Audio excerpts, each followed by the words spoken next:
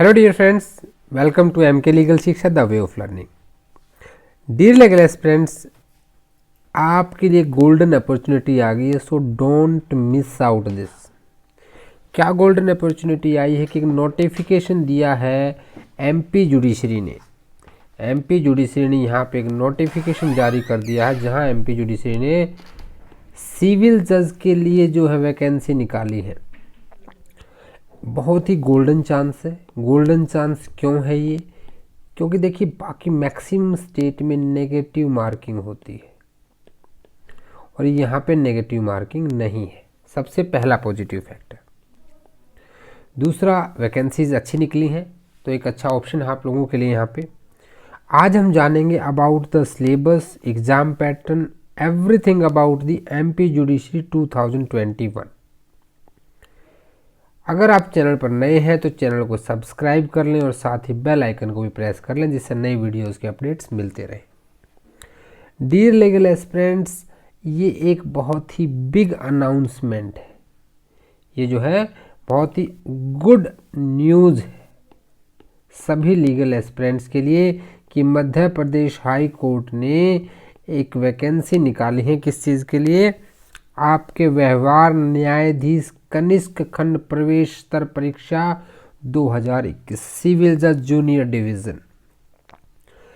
ठीक है, इसमें 21 दिसंबर को ये नोटिफिकेशन निकला है और जो इसकी ऑनलाइन फॉर्म भरने की डेट है वो 29 दिसंबर को दोपहर में 12 बजे से फॉर्म्स भरने स्टार्ट हो जाएंगे। जो लास्ट डेट है वो 27 जनवरी 2022 रहेगी। रात को 11:55 से पहले आपको ये फॉर्म भर देने। आपके पास सफिशिएंट टाइम है। ठीक है, अब ऑनलाइन एग्ज़ाम कब होगा? एग्ज़ाम हमेशा ऑनलाइन होता है। प्री एग्ज़ाम जो है वो ऑनलाइन होगा। टोटल आपका यहाँ पे अराउंड 150 मार्क्स के लिए ये एग्ज़ाम कंडक्ट किया जाता है। तो किस तरह क्या सिलेबस रहेगा, कैसे आपके मेंस के लिए क्या सिलेबस रहेगा, डेट्स तो बाद में आपको बता दी जाएंगी। इम्पॉर्टेंट अभी आपके लिए क्या है कि 29 दिसंबर को स्टार्ट होगा, so please don't miss it. And 27 January next year में इसकी लास्ट डेट रहेगी। अब बात कर लेते हैं कि भाई वैकेंसीज़ कितनी आई, क्योंकि देखिए कहीं ना कहीं वैकेंसीज़ का रोल बहुत रहता है। वैकेंसीज़ की बात करें तो इस बार जो जनरल के लिए रहेंगी, जो जनरल की वैकेंसीज हैं, जनरल के लिए वैकेंसी जो आपकी हैं ये 62 है। जनरल के लिए 62। देन अनुसूचित जाति यानी कि ओबीसी 19 सीट्स हैं यहाँ पे। अनुसूचित जनजाति, ठीक है, के लिए आपकी 25 है और जो बाकी अदर बैकवर्ड क्लासेस हैं उनके लिए 17 सीट है।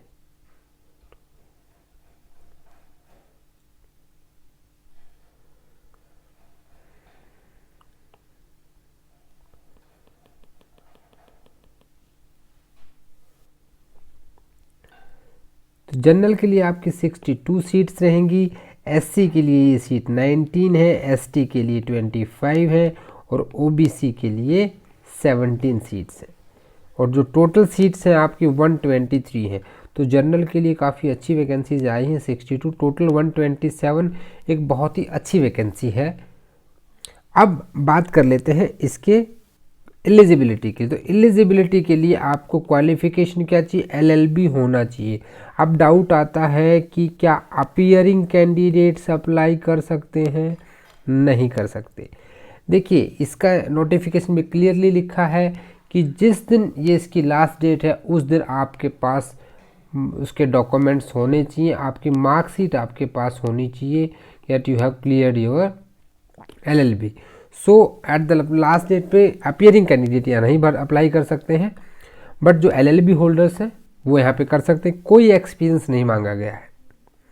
एज की अगर हम बात कर लें तो एज जो है मिनिमम 21 ईयर्स होनी चाहिए और 35 से ज़्यादा ना हो। अब ये 35 कब है? ये देखिए 1 जनवरी 2021 को, 1 जनवरी 2021 को जिसकी एज 35 ईयर्स से कम है वो यहाँ पे अप्लाई कर सकता है। अब अगर एज में रिलैक्सेशन की बात कर लें तो देखो भी 3 वर्ष तक की आपको 3 इयर्स की एज का रिलैक्सेशन मिलेगा। लेकिन ये सिर्फ और सिर्फ एमपी डोमिसाइल्ड को ही मिलेगा। ये ध्यान दें, जो बाहर के कैंडिडेट्स हैं अदर देन एमपी को ये प्रिविलेज नहीं मिल पाएगा। लेकिन अगर कोई एमपी गवर्नमेंट के जो चाहे वो परमानेंट है या टेम्प्रेरी एम्प्लॉयज़ हैं, उनके लिए एज लिमिट 21 से 38 ईयर्स तक रहेगी। देन इसमें और बात कर लेते हैं कि 35 ईयर्स तो है ही है, ये सबके लिए जर्नल है, यानी कि जो अदर स्टेट के जो कैंडिडेट्स हैं। भाई एमपी के लिए देखिए दिल्ली, हरियाणा, यूपी, राजस्थान में बहुत सारे स्टेट से लोग यहाँ पे एग्ज़ाम देने आते हैं, छत्तीसगढ़, तो उनके लिए ये है कि 35 ईयर्स से मैक्सिमम एज का यहाँ पे प्रावधान है। और ये एज जो काउंट होगी, कंफ्यूज नहीं होना है, ये पिछले साल 1 जनवरी को, अभी 1 जनवरी आने वाली है तो उस दिन नहीं देखना है, 1 जनवरी 2021 को ये कैलकुलेट करनी है। ठीक है, अगर कोई फिजिकली हैंडीकैप्ड है तो उनको 40% से अधिक अगर उनकी डिसेबिलिटी है तभी उनको ये छूट दी जा सकती है, और इसके लिए उनको प्रॉपर डॉक्यूमेंट देना होगा। देन अब नेक्स्ट आ जाते हैं इसके, अब इस फीस क्या होगी, exam fee. What about exam फ़ी? भाई एग्ज़ाम फ़ी बहुत मैटर करती है। एग्ज़ाम फ़ी जो है अनारक्षित एवं अथवा मध्य प्रदेश राज्य के बाहर के आवेदक, यानी कि जो जनरल कैटेगरी में एमपी के कैंडिडेट्स हैं या अदर देन एमपी वाले हैं, उनके लिए 1047 रुपीज़ 82 पैसा, जिसको इन्होंने देखो डिवाइड किया है कि आपका एग्ज़ाम फीस 400 रुपीज़ है, पोर्टल फ़ी 577.02 पैसा, ठीक है, जिसमें 335 प्लस 154 कोविड-19 व्यवस्था शुल्क, 18% जीएसटी, 18% जीएसटी भी लगा दिया गया है आपके एग्ज़ाम फीस के ऊपर। ठीक है, और 60 रुपीज़ जैमर, वही मोबाइल के लिए जैमर का भी फीस ले लिया गया है, और उसमें भी 18% जो है आपका जीएसटी है। ठीक है, यानी कुल मिला के आपको पे करना है 1047 रुपीज़ 82 पैसे for the general candidate, and for those candidates who are appearing in the exam belongs to the other than MP. MP से बाहर के स्टेट के जितने लोग हैं और एमपी के जनरल हैं। अब जो रिजर्वेशन में जो आते हैं, रिजर्वेशन वालों के लिए 647 रुपीज़ 82 पैसा। ये यहाँ पे बड़ा अच्छा लगा कि बहुत ज़्यादा डिफरेंस नहीं दिया गया है, फीस में बहुत ज़्यादा डिफरेंस नहीं दिया गया, it is a good thing. ये तो है आपकी प्री एग्ज़ाम फीस।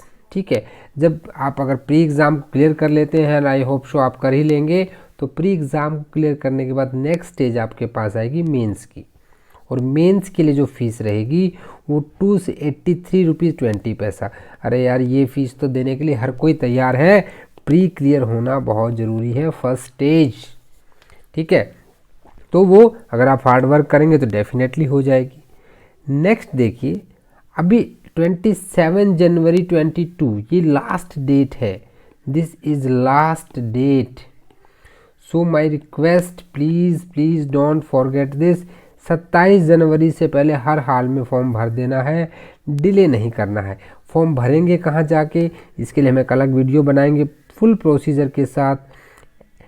MPSC की जो साइट है मध्य प्रदेश की, वहाँ पे जाके आपको ये फॉर्म भरना है।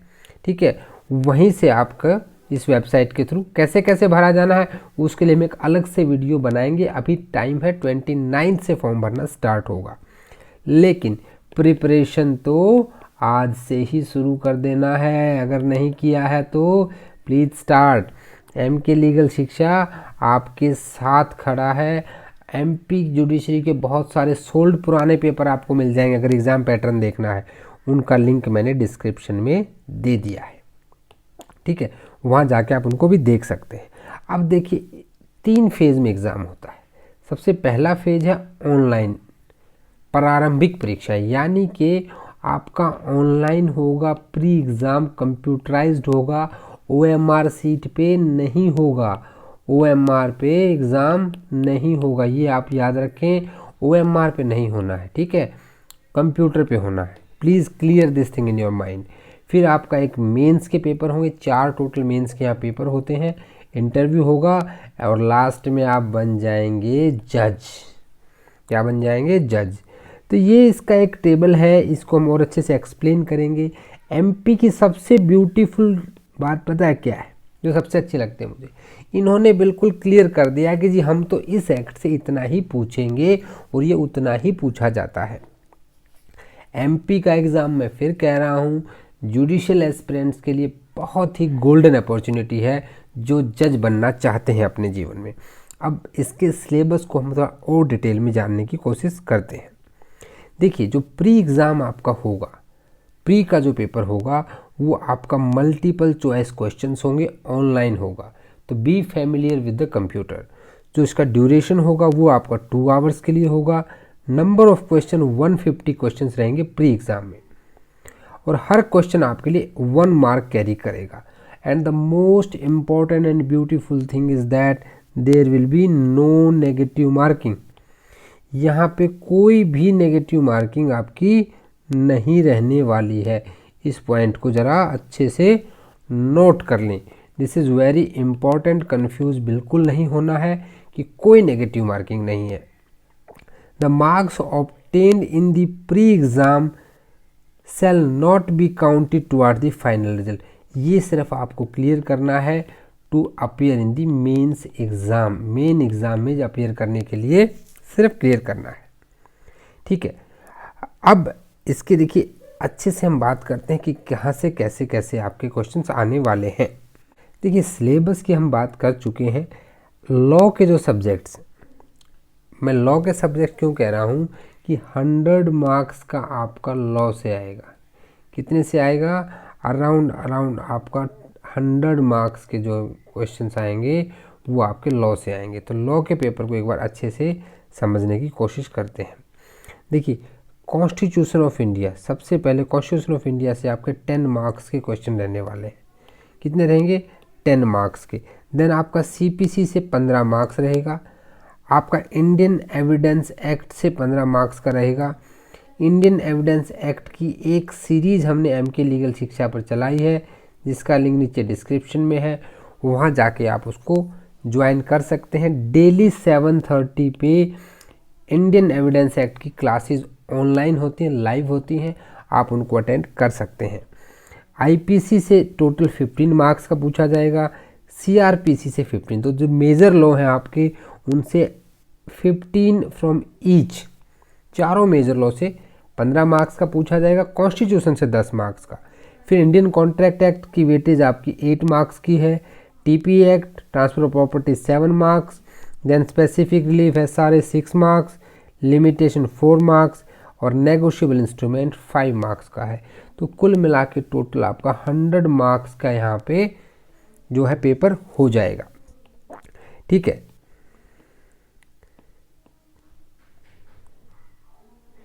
ये तो हो गया आपका लॉ का सब्जेक्ट।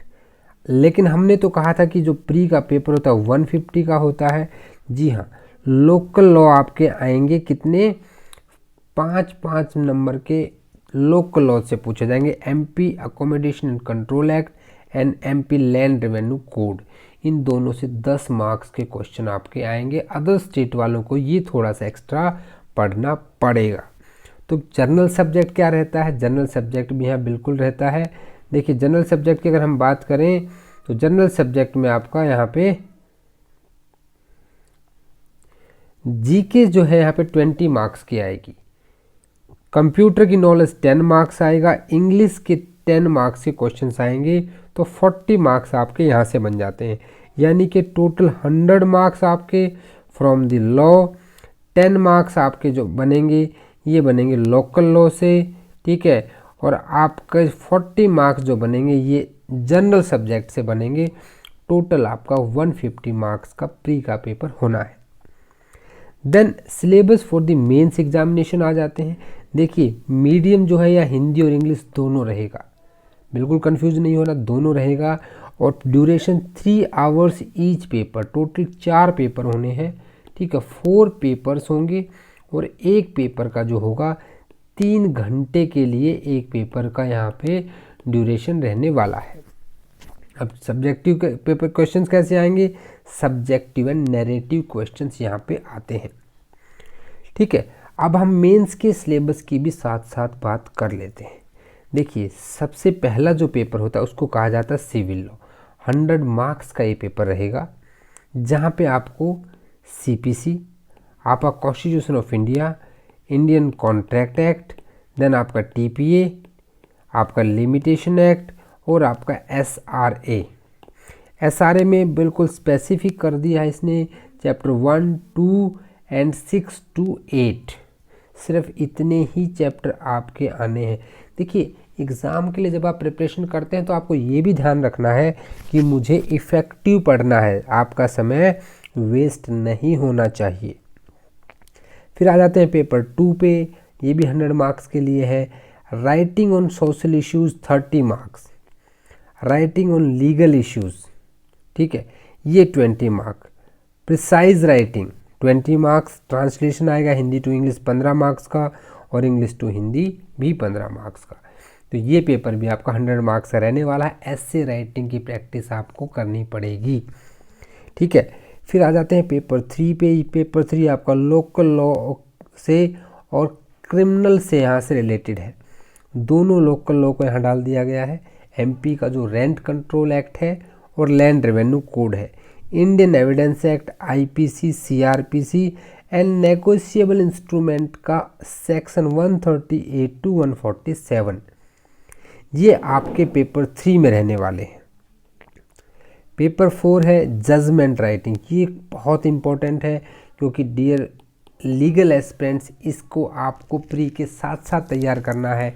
मेंस से पहले आपको इतना समय नहीं मिल पाएगा क्योंकि प्री और मेंस के बीच में समय बहुत कम रहता है।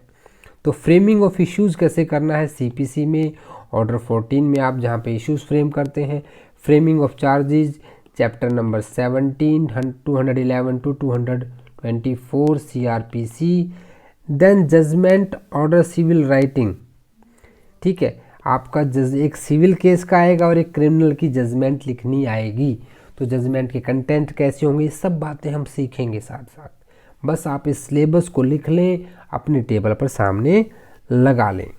जब आप मेंस भी क्लियर करेंगे तो थर्ड स्टेज आपके लिए आती है, जो आपकी थर्ड और फाइनल स्टेज है, वो है आपकी इंटरव्यू। 50 मार्क्स का होता है, टू जज the personal qualities of the candidate. ठीक है, अब किस टाइप से पूछा जाए, देखिए हाई कोर्ट के जजेस बैठे होते हैं आपके सामने, हाई कोर्ट के जजेस आपका इंटरव्यू लेंगे, तो ये कह पाना कि वो कहाँ तक पूछेंगे, ये किसी नोटिफिकेशन की बात नहीं होती है, ये उनकी बात है। वो आपसे जनरल इंटरेस्ट से पूछ सकते हैं, कैंडिडेट का अलर्टनेस, इंटेलिजेंस, जनरल आउटलुक, बहुत सारी चीज़ें। देखिए, ये इंटरव्यू की बात टोटल अलग होती है, लेकिन हम मेंस में ही इतना अच्छा स्कोर कर लेंगे कि हमको, क्योंकि 400 मार्क्स का आपका मेंस के पेपर यहाँ होते हैं। ठीक है, तो और 50 मार्क्स का आपका यहाँ पे ये रहने वाला है इंटरव्यू, ताकि वहाँ पे आपको दिक्कत ही ना आए इंटरव्यू में।